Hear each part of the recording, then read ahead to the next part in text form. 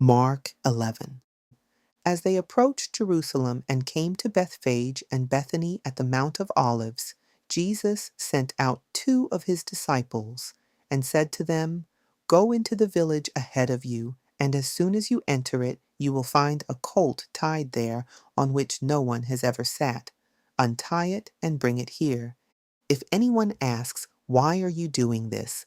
tell him, 'The Lord needs it and will return it shortly.'" So they went and found the colt outside in the street, tied at a doorway. They untied it, and some who were standing there asked, "Why are you untying the colt?" The disciples answered as Jesus had instructed them, and the people gave them permission. Then they led the colt to Jesus and threw their cloaks over it, and he sat on it. Many in the crowd spread their cloaks on the road, while others spread branches they had cut from the fields. The ones who went ahead and those who followed were shouting, "Hosanna! Blessed is he who comes in the name of the Lord. Blessed is the coming kingdom of our father David. Hosanna in the highest." Then Jesus entered Jerusalem and went into the temple courts. He looked around at everything, but since it was already late, he went out to Bethany with the 12.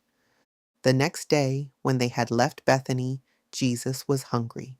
Seeing in the distance a fig tree in leaf, he went to see if there was any fruit on it. But when he reached it, he found nothing on it except leaves, since it was not the season for figs. Then he said to the tree, "May no one ever eat of your fruit again." And his disciples heard this statement. When they arrived in Jerusalem, Jesus entered the temple courts and began to drive out those who were buying and selling there. He overturned the tables of the money changers and the seats of those selling doves, and he would not allow anyone to carry merchandise through the temple courts.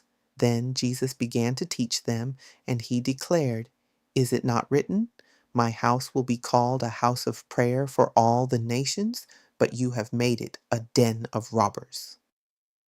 When the chief priests and scribes heard this, they looked for a way to kill him, for they were afraid of him, because the whole crowd was astonished at his teaching.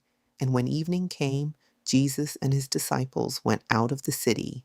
As they were walking back in the morning, they saw the fig tree withered from its roots. Peter remembered it and said, "Look, Rabbi, the fig tree you cursed has withered."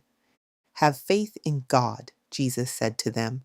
"Truly I tell you that if anyone says to this mountain, 'Be lifted up and thrown into the sea,' and has no doubt in his heart, but believes that it will happen, it will be done for him.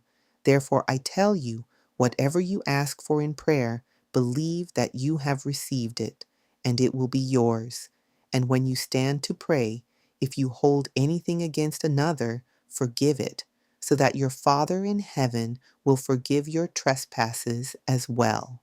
After their return to Jerusalem, Jesus was walking in the temple courts, and the chief priests, scribes, and elders came up to him.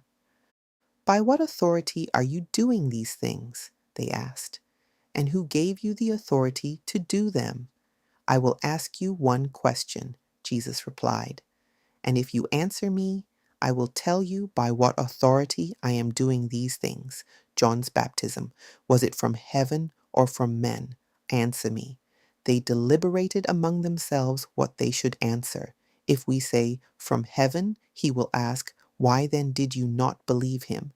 But if we say, "From men," they were afraid of the people, for they all held that John truly was a prophet. So they answered, "We do not know." And Jesus replied, "Neither will I tell you by what authority I am doing these things.